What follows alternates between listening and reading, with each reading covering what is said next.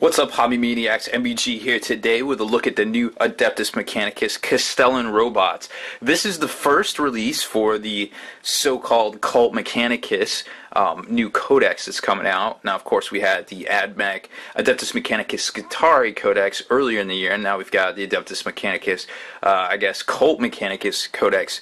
Anticipatedly coming out later this month, perhaps, where it seems like everything's coming out in waves here. So that's kind of interesting to see. These guys are based on some old Jess Goodwin sketches from the 1990s. Well, I guess the actual models too. So it's sketches and models from the 1990s. There was a series of models called Imperial Robots, and a lot of those they turned into models for the AdMech stuff over on Forge World, but also now it looks like the actual plastic ones are getting the remainder of those robots that hadn't been made yet. So that's kind of cool to see. I think there's still one or two that haven't been made into something yet, so maybe we'll see those in a future release. As far as this set goes, you get two of the new Kastelan Robots, and of course a Cybernetica Datasmith to control them, basically program them about what's going on. The gist of it is that they have two different armaments. You can take them with their incending blasters here, their incending kind of like heavy flamer templates here, or their phosphor blasters, which you can switch out just kind of depending on how you want to do it. So the option is you can switch out the Power Fists for, it's actually not pictured here, but these are the incending weapons, and then you can switch these out for also the heavy phosphor blasters, and then you can take some Predator-esque mounted guns up there, heavy weapons up top as well. And what I liked about this kit, besides being the normal kind of like two sprue deal there, where you get, of course, the two sprues, the instruction manual, the Datasmith comes with a 32mm base, so that's kind of interesting to see, right? Apparently, you know, they are sticking with that whole like toughness 4 thing, and then you get two of the 60mm round bases as well. So, you know, standard fare there as far as models go, but it's not really standard fare when you consider, you know, that these are pretty cool looking models. You get three, you know, one regular model and two bigger style models for kind of, it seems like the price is a little low for Games Workshop standards. Also, what I like about this is that with the rules here, it comes, or with the instruction manual here, it comes with the rules. And then not only that, it's not just like a blanket thing with just the stats like we've seen in the past with like the Bloodthirster and stuff. It comes with the full-on rules, like boom, it's straight out of the codex. So like maybe besides the actual weapon stats themselves, you pretty much have everything you need right here to play them with. So just a quick overview of kind of how these guys are going to work before we start looking at the actual sprues themselves, is we'll kind of take a flip through here real quick. Now, the Cybernetica Datasmith is a pretty cool model. I mean, you can obviously use them as a whole bunch of, you know, Tech Priest or some stuff with Adeptus Mechanicus, Tech Marine, I suppose, theoretically, if you wanted to use them in Space Marine list. Now, he's kind of like that clamshell style kind of miniature where everything, it isn't really multi-part, everything kind of fits together a certain way, and there isn't a whole lot of posability except for a lot of times the heads itself, which it comes with two different head swaps there, and of course a separate backpack too. What I like about this guy is he has, you know, he has his Gamma pistol, which is a pretty impressive weapon in and of itself. But also just to kind of lore like how it works. Like basically he has this data card wafer kind of thing here in the front, and he uses the little. It's not really a full-on silver arm. It's kind of like a I guess like a helper arm kind of thing, as far as style goes, to plug them into the slots on Baymax, I mean the Kastelans themselves, and then they do their little battlefield orders and kind of go about their pre-programmed Tommy the Robot kind of thing, or ROBB back from the old Nintendo days there. So the design of the actual models is pretty cool. You know, it's got the multi-part legs, kind of we've seen this with the Forge World.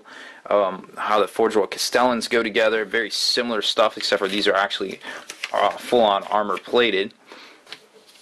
Very cool assemblies there. Then you've got the top assembly here, and this is actually a hollow head that locks into between the two front torsos there. So, as far as wanting to be able to swap the head out so it doesn't look so much like Baymax, maybe not going to be able to. You'd have to come up with maybe something to stick in here that filled up this whole space here in this chest cavity. Then, of course, you've got the heavy phosphor blaster up top, or the ascending combustor. Of course, you've always got the hand weapon options as well.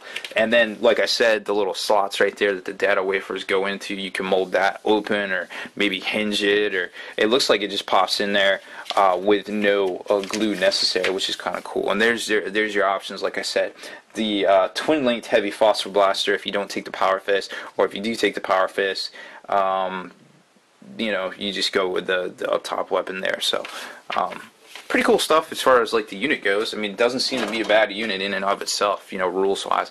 Let's take a closer look at the sprue.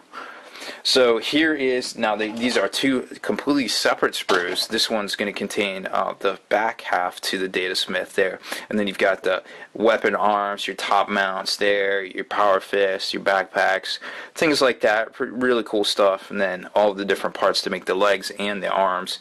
And then on this sprue, boom, we're looking at a lot more of the pieces for the arms, the legs, or the hands there, the power fist, then some of the pieces to actually make up the data smith himself as well. So, and then you got your other top mount there. So really cool stuff. Like I said, it's two sprues, and you're going to get the data smith and the bigger Kastelan Robots also.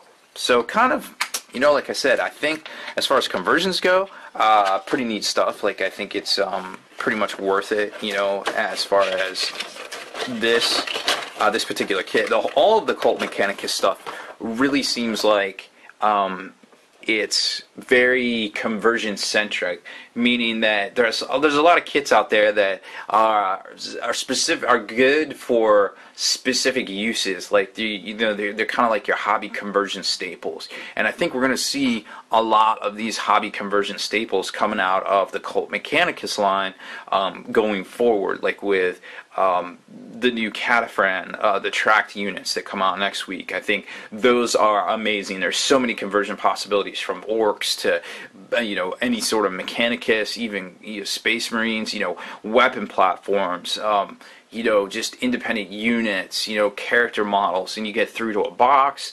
It's just really cool stuff. It's very exciting. You used to have to be able to only get these things through secondary sources, secondary resin, third-party sellers, independent sellers, and they don't always have that styling of the Grimdark, of the 40Ks. So it made it a little bit tougher, maybe to kind of get that styling that was really neat, that really defines the Warhammer universe per se.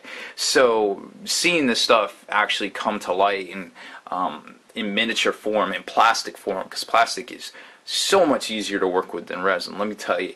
It's just really, it's really exciting times. And, there's a lot of people out there that are like, hey, the hobby's dead, or hey, the hobby's dying, or, not as many people are playing. I think the hobby in a competitive tournament setting is not as strong as it used to be. You got a lot of people taking shortcuts, taking counts as, gaming the hobby basically to win games. But I think as far as the hobby goes, just people hobbying, people buying models to do different projects, coming up with these amazing fluffy armies. You see all sorts of stuff all over the internet, commission projects, armies on parades, things like that. I have not seen anything like that as far as a community goes in quite some time.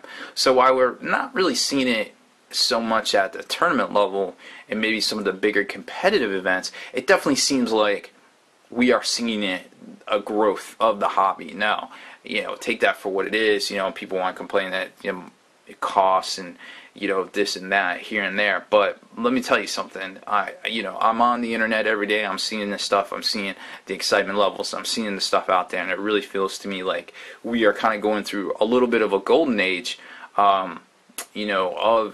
for the hobby, in the last couple of months, even, since 7th edition. So we'd definitely want to keep that trend going. We want to see more and more new people getting into the hobby, and really keep pushing that forward, because it definitely had a I guess a regression you know, with 6th edition and the tail end of 5th, it really seemed like the excitement wasn't there. So, you know, here at Spiky Bits, we're definitely, and the Long War, we're definitely all about bringing hobby back. So, you know, drop some comments here. What you think of these guys? You know, what kind of uses you can come up with. You know, besides rating your pain on 1 to 10, like in the movie. But I just can't get over how close these guys look to Baymax. Somebody needs to make that conversion for real.